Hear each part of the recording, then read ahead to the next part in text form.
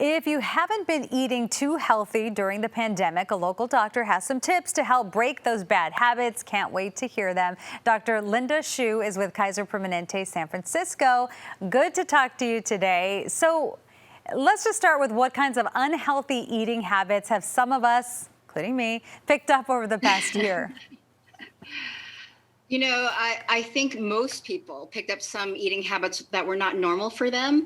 And it's just natural because many people were working from home with very easy access to their kitchens and to their pantries and their refrigerator.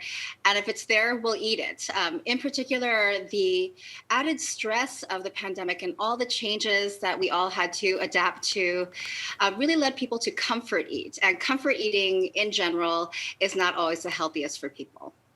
You know, a lot of people have lost their jobs in the past year, too. What is your advice to those who are just struggling just to put food on the table?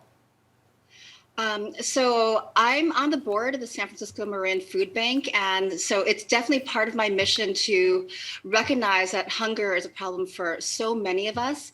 And I want to encourage everyone to seek out their local food pantry wherever you live.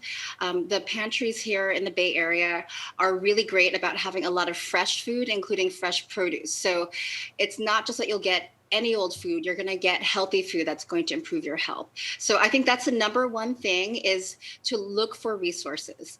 If you're not quite at the level where you think you need to seek help from a food pantry, buying what's local and in season at the farmer's market, or where you can buy, just what you need, reducing food waste, and what's in season will guarantee that, first of all, you're eating more fruits and vegetables, which is the basis of good nutrition, but that it's very high in nutrients and hopefully a little bit cheaper because it's in season. Yeah, and it's even more important to have that really good nutrition during a pandemic. Oh, for sure, right? So our bodies and our minds were under so much, and our wallets under so much stress during the pandemic.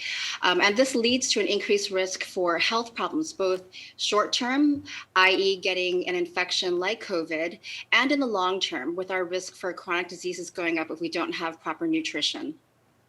Can you talk about that a bit, about the longer term impacts of bad eating habits?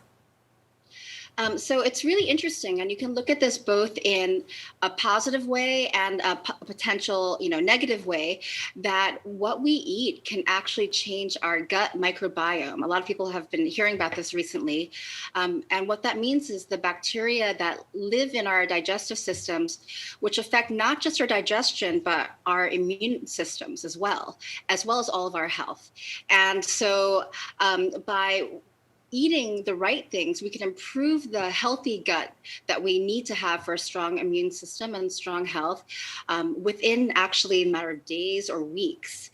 On the other hand, if eating the wrong things, the things that are not so good for our gut microbiome, can, in a short term, change it for the worse and make us at increased risk for chronic diseases like heart disease, diabetes, and even cancer. So what steps can we take to get back on track? I like to keep it really simple, both for myself and for my patients and people I know. And what that means is just keep it simple for yourself. First of all, figure out your reason. What is your motivation for trying to improve your eating habits? Is it, for example, just to feel better, have more energy? Is it to be able to put on pants that are not sweatpants again if you gain some pandemic weight? Is it to prevent your risk of chronic diseases? So first of all, figure out your motivation so that you can focus on that. My second recommendation is to set a small specific goal to help you reach that ultimate goal. And then finally is just to be positive about it. It does not help to guilt trip yourself and say, oh, I shouldn't have been eating this way, I'm making bad choices. Instead, be positive and say, okay, I'm going to make a good decision and start really small and add good things to my diet. I'm going to go to the farmer's market. We are so lucky here in the Bay Area that it's spring and there's so much beautiful produce in the farmer's market. Make it a fun trip, try new things, engage with the farmers who grow our food.